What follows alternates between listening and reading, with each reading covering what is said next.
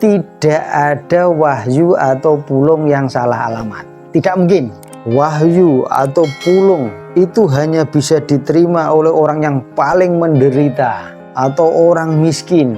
Nah, di dunia ini orang miskin dan menderita itu banyak sekali gitu loh. Kalau yang bisa menerima wahyu dan pulung itu orang yang sakti dan pintar, di dunia ini orang pintar dan sakti itu banyak sekali.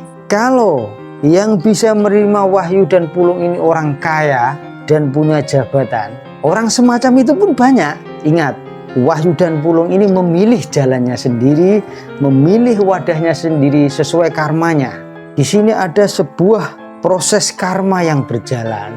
Satu hal yang diperlukan untuk menerima pulung dan wahyu adalah kesadaran. Kesadaran tentang hidup dan menderita itu dilambangkan dengan kemiskinan, kesulitan hidup dan tetek bengek. Itu semua karma. Jika panjenengan semua meyakini telah menerima pulung atau menerima wahyu, jenengan pasti tahu apa yang harus dilakukan untuk menjalankan tugas-tugas yang diemban oleh pulung atau wahyu itu. Tidak mungkin tidak. Jenengan tidak perlu bertanya ke orang. Seorang pemimpin sejati atau guru sejati pasti hidupnya berbeda dari masyarakat umum. Baik pikiran, ucapan, dan tindakannya pasti mencerminkan visi dan misi wahyu yang dibawa atau diterima dari alam. Tidak ada kepentingan pribadi atau pamrih dalam setiap pikiran, ucapan maupun tindakannya. Seluruh hidupnya khas dan selaras dengan alam. Rahayu, rahayu, rahayu. Selamat sejahtera nggih. Ketemu lagi dengan Sri Teguh Bunga Dharma. Seperti biasa, melanjutkan tema-tema sudut pandang. Kali ini aku akan melengkapi apa yang sudah kujelaskan di beberapa video terakhir, yaitu mengenai anggaplah semacam pulung atau wahyu yang berkaitan dengan itu gitu loh. Aku sudah menegaskan di hampir semua videoku bahwa tidak ada karma salah alamat. Artinya pula, aku menegaskan bahwa tidak ada wahyu atau pulung yang salah alamat. Tidak mungkin. Jadi, kalau panjenengan semua memahami bahwa wahyu atau pulung itu hanya bisa diterima oleh orang yang paling menderita atau orang miskin menderita. Nah, di dunia ini orang miskin dan menderita itu banyak sekali gitu loh. Kalau yang bisa menerima wahyu dan pulung itu orang yang sakti dan pintar, di dunia ini orang pintar dan sakti itu banyak sekali. Kalau yang bisa menerima wahyu dan pulung ini orang kaya dan punya jabatan, orang semacam itu pun banyak. Jadi aku perlu menegaskan ini sekali lagi agar panjenengan semua sadar bahwa tidak perlu kita menjual kemiskinan, menjual penderitaan kita, proses evolusi kita, proses tapa berata kita, proses apapun yang sehingga kita layak untuk mendapatkan wahyu dan pulung. Ingat, wahyu dan pulung ini memilih jalannya sendiri, memilih wadahnya sendiri sesuai karmanya. Tolong ini diingat baik-baik. Jadi tidak cukup hanya sekedar menderita atau pintar atau apapun, tidak cukup itu. Di sini ada sebuah proses karma yang berjalan, dan tentu saja satu hal yang diperlukan untuk menerima pulung dan wahyu adalah kesadaran. Kesadaran tentang hidup. Mohon ini dipahami dengan tepat, dihayati dan dirasakan dengan tepat. Karena ketika aku mengamati ini, banyak orang yang berusaha bahwa pulung ini, orang yang bisa menerima pulung, orang yang bisa menerima wahyu adalah orang yang menderita. Dan menderita itu dilambangkan dengan kemiskinan, kesulitan hidup dan tetek bengek. Itu semua karma. Dan orang yang miskin, orang yang menderita, orang yang melakukan tapa brata, dan orang yang pintar, orang yang cerdas, dan sebagainya, dan tetek bengeknya, itu banyak. Itu banyak. Tolong dipahami maksudku ya, biar nanti jenengan mampu mengamati, menghayati pulung dan wahyu.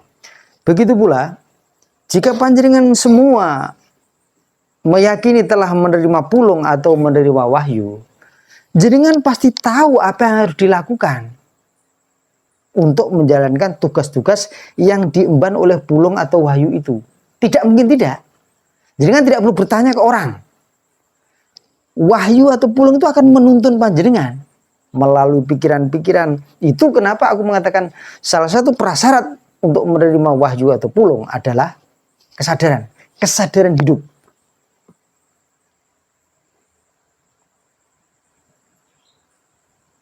Karena itulah nanti sinkronisasi antara energi aplikasi yang ada dalam pulung dan wahyu itu bersinkronisasi dengan kesadaran ini tadi. Sehingga mereka akan saling bersinergi dan tahu apa yang harus dilakukan. Tahu bagaimana menjalaninya.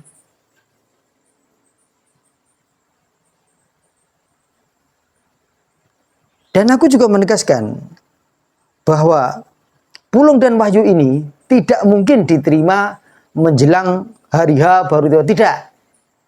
Kalau proses membangun peradaban ini tidak mungkin seperti itu. Tidak mungkin seperti itu. Karena kepemimpinan ini, Ksatria Pinandita Sinisian Wahyu ini akan membangun peradaban, akan membangun tatanan yang begitu besar.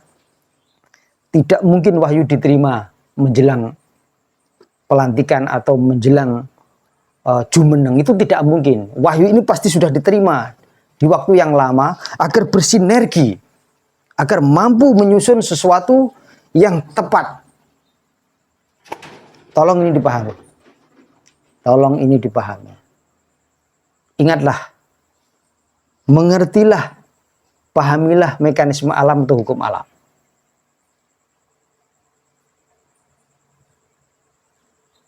Pahami itu dengan tepat. Jadi kalau sekarang masa-masa seperti ini orang masih meributkan apakah wahyu itu sudah turun, apakah pulung itu sudah turun, menurutku tidak tepat. Wahyu dan pulung itu sudah diterima oleh mereka-mereka yang memang punya peran untuk seperti itu. Jadi tidak perlu menunggu. Bertindaklah. Aku sudah menjelaskan dalam videoku, ini saatnya bertindak. Baik panjenengan yang menjadi manusia-manusia atau kesatria-kesatria pilihan, maupun panjenengan semua sebagai penunjang, kita semua berperan. Mari kita bertindak. Mari kita bertindak. Aku perlu menegaskan ini agar tidak terjadi kesimpang siuran tentang pulung atau wahyu. Jadi tidak perlu memamerkan atau menjual cerita tentang penderitaan, tentang tapa brata, tentang laku hidup yang menyedihkan, yang penuh kesulitan dan tapa brata. Tidak perlu. Tidak perlu. Karena semua orang sedang menjalankan karmanya sendiri-sendiri. Jadi bagi panjenengan semua yang kadang aku perhatikan di komentar-komentar ketika aku sempat memperhatikan gitu, itu banyak yang mengatakan yang bisa menerima pulung itu begini, yang bisa menerima wahyu itu begini, karena dia telah menjalani begini. Monggo kerso, tapi menurutku pahami apa yang kukatakan, apa yang kusampaikan melalui video ini. Renungkan lebih dalam, hayati lebih dalam, bertanyalah kepada diri sendiri, bertanyalah kepada jati diri panjenengan dalam keheningan, dalam kesendirian, dalam ketulusan dan kepolosan panjenengan. Panjenengan akan mendengarkan suara kebenaran. Wahyu dan pulung itu akan menuntun panjenengan dan tahu apa yang harus dilakukan. Tidak perlu bertanya ke orang luar.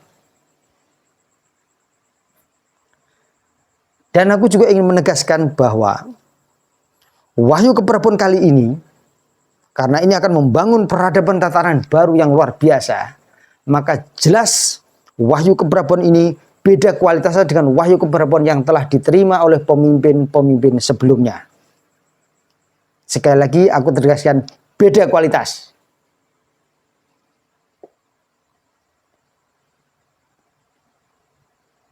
Anggaplah di sistem Indonesia atau Republik Indonesia, dua pemimpin yang kedunungan wahyu keprabon, anggaplah RI 1 pertama dan RI 1 kedua, mereka punya wahyu keprabon. Nah, wahyu keprabon yang sekarang yang diterima oleh Ksatria Pinandita Sinisian Wahyu yang akan membangun peradaban baru, itu pasti berbeda kualitas dengan yang sudah diterima oleh dua sosok ini.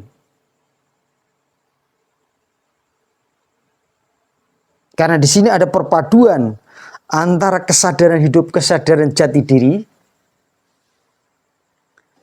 karma, dan juga kualitas aplikasi yang ada di dalam wahyu keprabon yang sekarang. Tolong ini dipahami dengan tepat. Aku perlu menyampaikan ini karena aku pandang ini penting untuk menghilangkan kesimpang siuran yang selama ini terjadi. Agar panjenengan yang telah keturunan wahyu, keturunan pulung, atau apapun panjenengan menyebutnya, siap bermain dan mengerti. Sehingga tidak buang-buang waktu dengan berdebat, dengan mencari atau menunggu.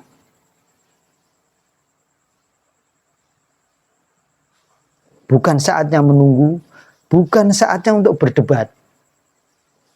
Mari kita lakukan. Mari kita jalani dengan penuh keberanian dan tanggung jawab. Kita semua mampu memandu Ibu Pertiwi keluar dari masa krisisnya dan membuatnya indah kembali. Dan itu adalah tugas kita semua sebagai anak-anak Ibu Pertiwi. Dipahami nggih? Matur nuwun. Rahayu, rahayu, rahayu.